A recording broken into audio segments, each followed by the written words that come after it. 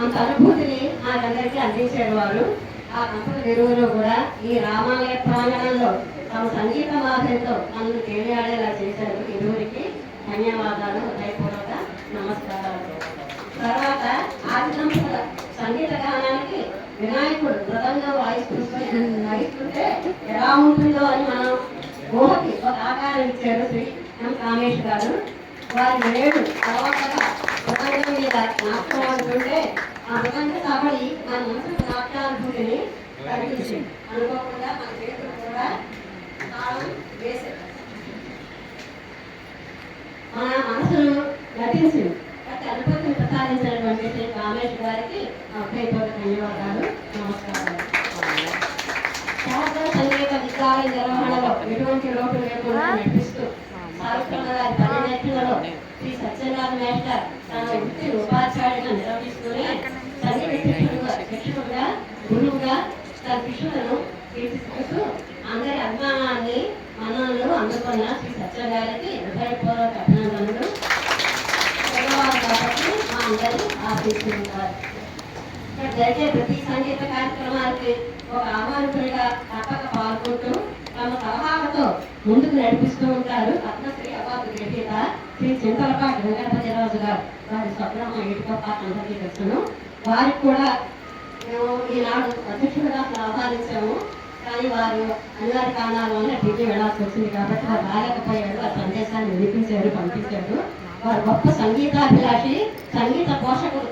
వారికి మనందరి యొక్క హృదయపూర్వక ధన్యవాదాలు, నమస్కారాలు తెలియజేస్తున్నాం.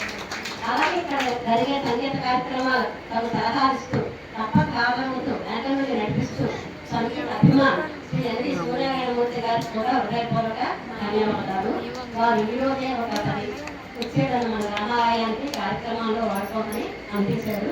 వారికి కృతజ్ఞతలు. అలాగే ఈ సభకు ఇచ్చేటటువంటి స్వామియాలు గారు, శిశుగా సన్యాసరావు గారు వేదా శిశులు ఇచ్చారు. ఆయన వారికి అభినందనాలు. అలాగే అందరూ పరబ్రహ్మకులు, ప్రస్తుత వ్యాపారస్తులు, ఉద్యోగులు, అన్ని రంగాల్లో రక్త ప్రతిష్ఠులు అందరూ కూడా మన ఎలవ తిరిగి ఉన్నటువంటి వారు చాలా సరైనందరూ కూడా ఇచ్చేశారు. కాబట్టి ఎంతో ఆసక్తిగా కథ చేయకూడదు. ఎందుకంటే అటువంటి సంగీతం ఎవరికైనా కాబట్టి ఆ సెలవులకు ఉండి ఎలమంచి పలు ప్రతిష్ఠలు పెట్టినందుకు అందరికీ కూడా హృదయపూర్వక నమస్కారాలు. ఇంకా అందరూ ఉన్నారు. సోమేశ్వరరావు గారు, రామమూర్తి గారు, జగన్నాథం గారు, సోమశేఖర్ గారు, బంగారు శెట్టి గారు, వీళ్ళందరూ కూడా పాల్గొన్నారు. ఇంకా అందరూ కూడా చాలా మంది ఉన్నారు. నాకు అందరికీ తెలియకపోతున్నాను, చెప్పలేని అనుకోకండి, చెప్పలేదని అందరికీ పేరు పేరున కూడా ధన్యవాదాలు తెలియజేస్తున్నాం. అలాగే శారదా సంగీత విద్యాలయ విద్యార్థిని విద్యార్థులకు మా అందరి ఆశీస్సులు పొంది గురువు గారి పర్యవేక్షణలో శిక్షణలో మీరు కూడా ఉత్తమంగా ఏనాటికైనా ఈనాటికి రామాలయంలో అందరూ కూడా గొప్ప కచేరీ ఇవ్వాలని మనసారా కోరుకుంటున్నాం. అందరికీ కూడా ఈ కార్యక్రమానికి మైక్ సెట్ అభ్యర్థులు సోదరికి బాగా ఉందని ఆ మధ్యలో ఒకసారి తీయండి కానీ మళ్ళీ సర్దుకుంది. ఈ కార్యక్రమం సహకరించిన ప్రతి ఒక్కరికి కూడా ధన్యవాదాలు. ఈ రామాలయాన్ని ముందుగా శుభ్రపరిచి పరిశుభ్రంగా సిద్ధం చేసిన మున్సిపల్ కార్యాలయ సిబ్బందికి, ఇతర సహాయకులకు మా అందరి తరఫున హృదయపూర్వక నమస్కారాలు. మనందరికీ ఆ శ్రీరాముల యొక్క కృపా కటాక్షాలు విరివిగా అందాలని మనస్ఫూర్తిగా ఆ దేవదేవుని వేడుకుంటున్నాము. ఇంతటితో ముగిస్తూ ఉన్నాము. విచ్చేసిన అందరికీ కూడా అల్పాహారం ఉంది. కానీ అందరూ స్వీకరించి మరి తమ ఇంటికి వెళ్ళవలసిందిగా మనసారా కోరుకుంటున్నాం. జై శ్రీరామ్, జై జై.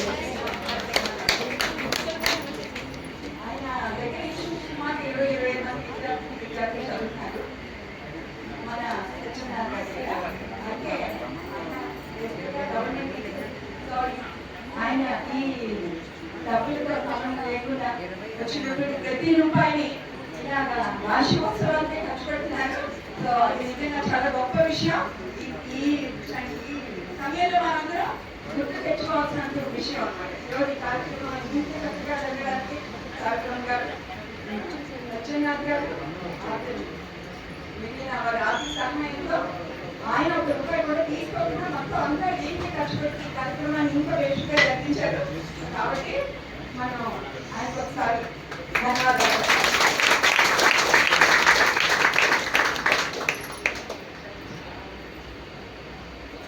ఉపాధ్యాయ వృత్తి అది నా పోషణార్థం, సంగీతం నా ప్రవృత్తి. అది అమ్మగారు నాకు పెట్టిన భిక్ష. అయితే మీకు ఒక వ్యక్తి గురించి చాలా గొప్పగా చెప్పాలి.